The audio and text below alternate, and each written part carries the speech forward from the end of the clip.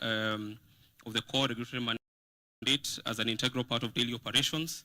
You will note that there was a ceremony in December where the head of public service recognized some of these regulators because of exemplary performance.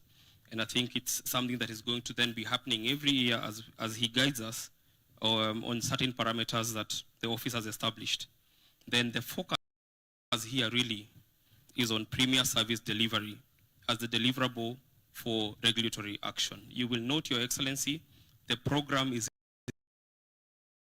rich with sessions that the regulators will be speaking themselves on what it is that they have done to ensure that there's premier service delivery to the Kenyans. But those are just 4 of the milestones. And Daktari, would you maybe speak to the other 4 because they are quite a number? Very quickly, was the development of a framework for the working of the regulatory authorities and agencies space. That is the tool itself. To make that tool, we were able to have feedback from some of the regulators who were able to tell us their thoughts, as well as from the principal secretaries. We sent out a questionnaire just to be able to get feedback on that. And then today, Your Excellency, there's the regular self-evaluation as a mechanism for managing and progressing performance. This is where you ask regulators to be able to evaluate themselves based on certain parameters. Being the 3rd year and with about the 4th or the 5th biannual report, we track from the last 2 that a regulator has been able to hand in and see whether you rated yourself at 5 in the last 3rd one. The last one, perhaps you rated yourself at 7, and this time maybe you've given yourself an 8, and just see that growth and how it, how it progresses. Then the annual RAS conference, this being a very wonderful space for regulators to be able to have peer review and be able to speak to one another. There has emerged, of course, a community now of the regulators who know one another, and they're able to cross-check and find out more about what each is doing. We've also seen some regulators collaborating, being able to work jointly because their mandates either overlap, that's a solution to the overlap, or their mandates are complementary, and therefore working together has been a good thing. Something that the head of public service alluded to, the element of self-direction.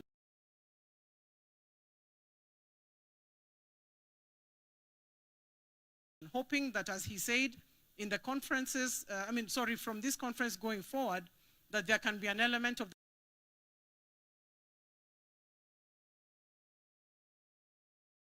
themselves also taking charge of themselves to be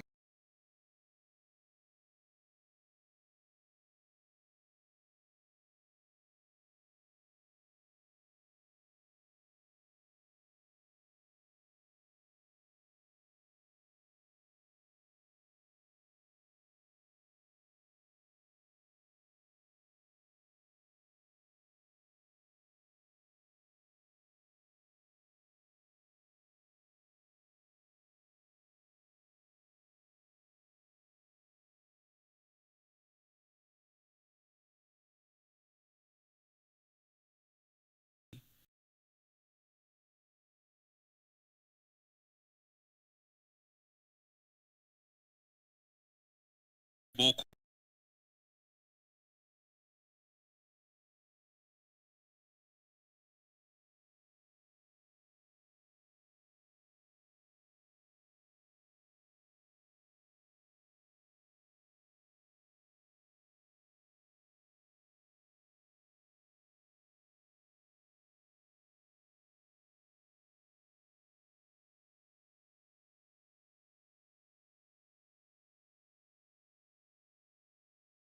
Those are the ones we are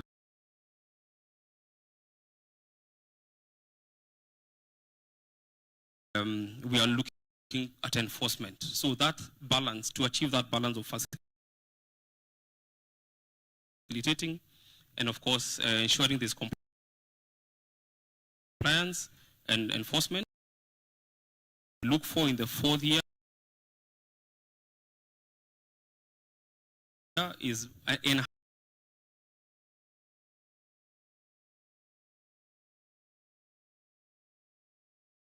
we will not move far if we are not moving with our stakeholders, implementing agencies.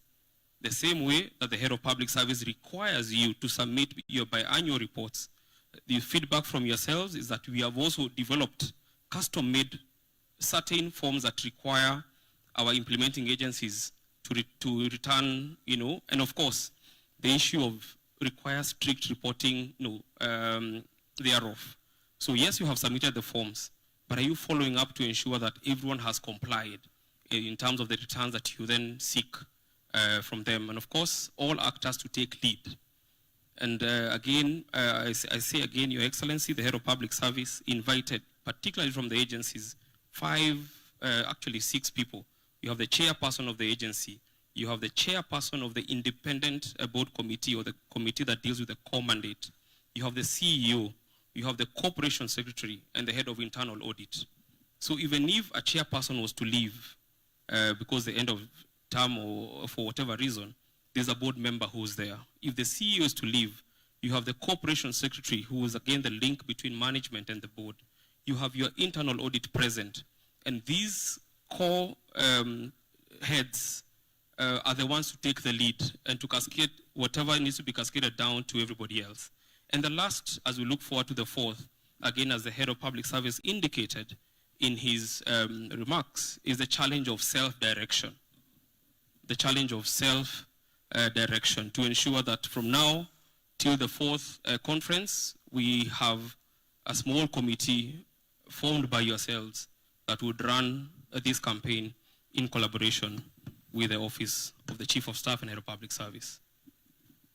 Alex, perhaps maybe you could just, if Collins allows me, he's supposed to then take you, Your Excellency, through the results of the biannual reporting tools that have just recently been returned by the regulators. So if you kindly allow. Thank you. This will be a shorter presentation, Your Excellency. Most of it has been covered from that initial presentation. If we go to the next PowerPoint presentation, Silas, would be grateful so that we quickly run through this. And just to, are we on? Okay. So these are the biannual reports that were developed by the the Office of the Head of Public Service. They have moved from the first edition in 2024. There was a second edition, and there was now a third edition, which is what has been analyzed. And I'll quickly just take you through the slides to give that report. So we'll just move to the next slide. Oh, thank you. So again, the foundation of these reports began in May 2024, circular issued by the Head of Public Service. The returns that we are looking at were returns that were submitted in October and 31st of March, so they are biannual. And once the agencies do these returns, they send them to their standing committees at the State Department. And again, the dates for those given for the reports, the first biannual reports, 2025, they were then submitted to the standing committees, and the standing committees submitted reports to the Office of the Head of Public Service. The second biannual, 31st of March, from the agencies, and on 9th of April, we received the reports from the standing committees. If we move on to the next slide. So 2025, now last year's conference, the compliance rate of returns was 84.5%. What we're looking at now, we have received from yourselves, the regulators, 96% compliance. So, Head of Public Service, you recall, you raised a question and a challenge in the last conference. How can you be a regulator asking for compliance, yet you yourself cannot comply with a simple biannual report that is requiring you to fill and submit? So we have seen an increase, and of course, there's always a little failure, and we have 12 agencies, Your Excellency, out of the 129 who did not submit the reports as required. And of course, this is a concern for the 12, that is, because the same question that the Head of Public Service raised, we raise it again. You are a regulator. You require people to comply with certain standards or norms that you have set, yet you fail to comply. despite follow-ups and reminders. So that is the status of compliance. So it has been impressive this year. So 96 in compliance and 4%, 96 compliance and 4% did not comply. We move on to the next slide. This is an interesting slide. And this slide is on mandate misalignment and its implications. Your Excellency, there are a number of entities that have classified themselves. In that tool, they have returned the returns, yes, and they're telling us, guys, we are implementers. And they call and say, we wrote to you, we are implementers, we do not regulate. But when we review their frameworks, there's a clear, or rather they have dual mandates. Yes, you are an implementer, but there's a provision in your law that gives you a regulatory mandate.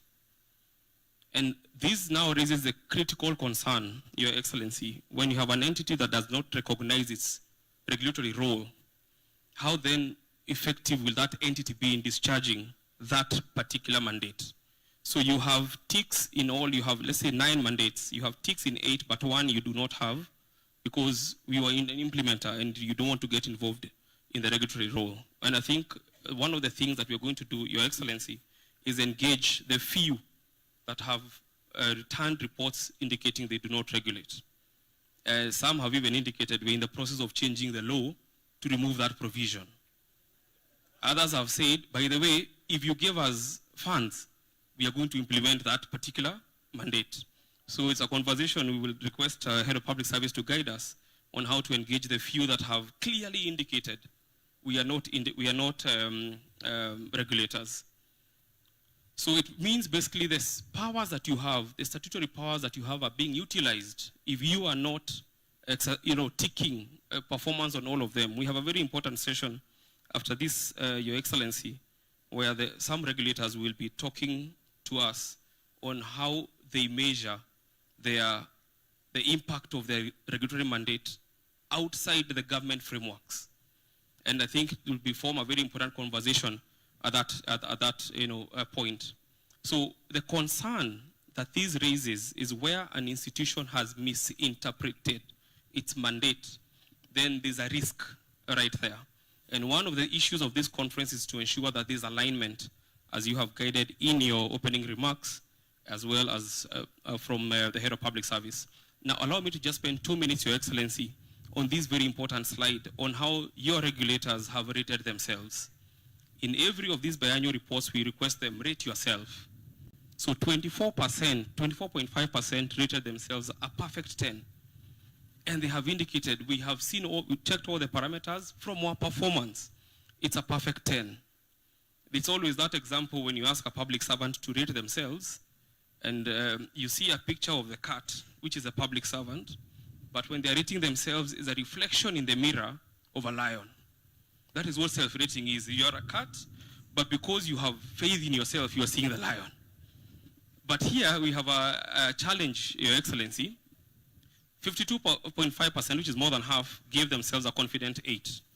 So they said we were 8, and they gave a few reasons. If we get these, we fix this, we'll be 10. Now, 9.5%, it was a fair. They just said to go 5, 4. And again, reasons are given. And the 9.5% did not rate themselves. Your Excellency, these are the people who said we are not regulators. So in that tool, they said NA everywhere. So even the rating themselves, they did not rate themselves.